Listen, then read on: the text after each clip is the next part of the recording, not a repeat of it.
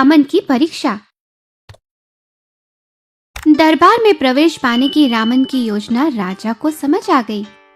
उसे बुद्धिमान, साहसी और निडर रामन बहुत पसंद आया, पर उसने रामन को और परखने का निर्णय लिया। उसने सैनिकों को आदेश दिया, रामन ने राजगुरु का अपमान किया है। यह एक अपराध है और उसकी सजा रामन को मिलनी चाहिए। खुले मैदान में एक गड्ढा खोदकर रामन को उसमें गले तक गाड़ दो और एक हाथी के पैरों तले उसका मस्तक कुचल दो। राजा की आज्ञा के अनुसार सैनिकों ने रामन को मैदान में गाड़ दिया और वे हाथी को लाने गए।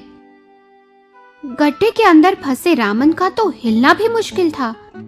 उसी वक्त उसने एक कुबड़े को आते हुए देखा। उसे देखकर रामन के मन में एक योजना साकार हुई। अरे आओ मित्र, तुम तो बड़े भाग्यवान हो जो आज यहाँ आए हो। भाग्यवान? क्यों? ऐसा क्या हुआ? मेरी पीठ पर भी तुम्हारे जैसा ही कुबड़ था। मुझे एक वैद्य जी मिले। उन्होंने कहा कि खुद को गले तक जमीन में गाड़ लो और उसके बाद देखना, कुछ ही घंटों में तुम्हारा कुबड़ ठीक हो जाएगा। क्या सच? तो क्या तुम्हारा कुबड़ ठीक हो गया? अरे वही तो देखना है। चलो जरा मेरी यहां से निकलने में मदद तो करो, बाहर आते ही पता चल जाएगा। उस आदमी ने रामन को बाहर निकाला। उसने देखा कि रामन की पीठ ठीक हो चुकी है। उसे बहुत खुशी हुई। अरे वाह, देखा, मेरी पीठ सीधी हो गई, मैं ठीक हो गया। ए सुनो, क्या तुम मेरी मदद करोगे?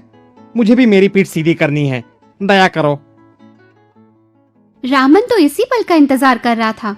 उसने तुरंत उस आदमी को उस गड्ढे में गले तक गाड़ दिया और खुद राजा से मिलने दरबार चला गया। रामन, तुम यहां कैसे और अपनी सजा से बचे कैसे? सैनिक कहां हैं? एक आदमी ने मुझे बचाया महाराज, बेचारा कुबड़ा था। फिर रामन ने विस्तार से सारी कथा राजा को सुनाई। रामन मान गए तुम्हारी बुद्धिमत्ता को। मैं बहुत खुश हूं। आज से मैं तुम्हें दरबार में विदूषक के पद पर नियुक्त करता हूं। रामन का सपना साकार हुआ। उसे राज दरबार में नौकरी मिल गई।